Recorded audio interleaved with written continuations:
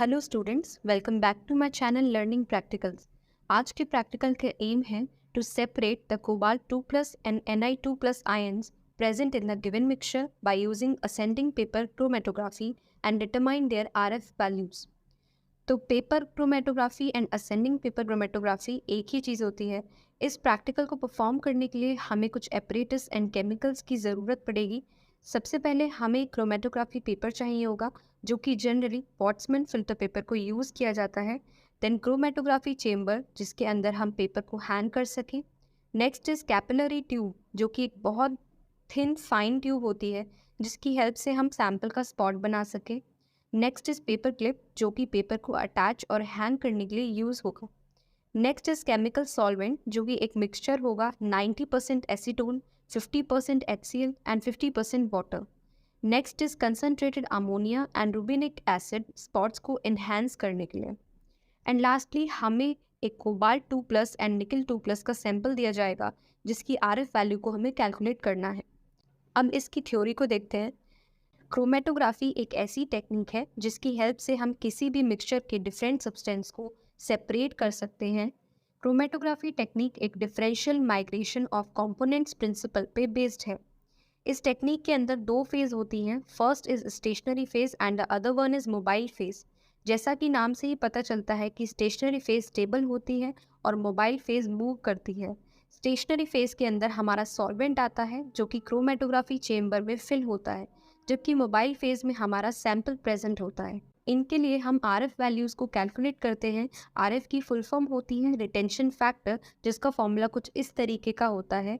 RF is equals to distance travelled by the solute divided by distance travelled by the solvent. जैसा कि इस diagram में देख सकते हैं, ये बड़ा सा बॉक्स, इसे हम क्रोमेटोग्राफी चेम्बर बोलते हैं, जिसके अंदर पेपर को हैंग किया जाता है। इसे पूरी तरीके से कवर्ड किया जाता है एक लिड के थ्रू। जहाँ तक सॉल्वेंट मैक्सिमम रीच करता है उसे हम सॉल्वेंट फ्रंट बोलते हैं, और जहाँ पर सैंपल स्पॉट प्रेजेंट होता है उसे हम बेसलाइन कहते हैं। ध्यान रखिए कि पेपर की बेसलाइन वाटर को टच ना करे। कुछ इस तरीके से सारी डिस्टेंस को मार्क कर लेना है। जब सारे स्पॉट्स क्लियरली बन जाते हैं, उसके बाद जो क्रोमेटोग्राफी पेपर हमारे पास बनता है उसे हम क्रोमेटोग्राम बोलते हैं। इसका प्रोसीजर कुछ इस तरीके का है। फर्स्ट स्टेप में एक क्रोमेटोग्राफी चेम्बर को लेना है और उसमें सॉल्वेंट मिक्सचर को डाल देना है। सेकंड स्टेप में एक क्रोमेटोग्राफी पेपर लेना है और उसमें नीचे की तरफ एक हॉरिजॉन्टल स्ट्रेट लाइन ड्रॉ कर देनी है।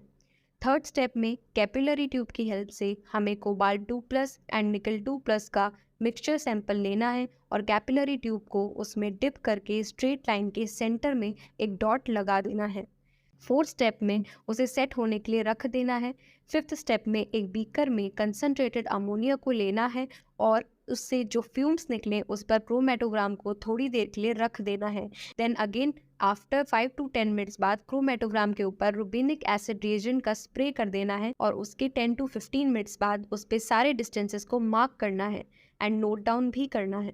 सिक्स्थ स्टेप में आयंस की RF वैल्यूज़ कैलकुलेट करनी है एंड क्रोमेटोग्राम पर जो स्पॉट्स दिखे उन्हें मार्क कर लेना है। उसके बाद कुछ इसी तरीके से आपको ऑब्जर्वेशन टेबल बनाना है to calculate the RF values.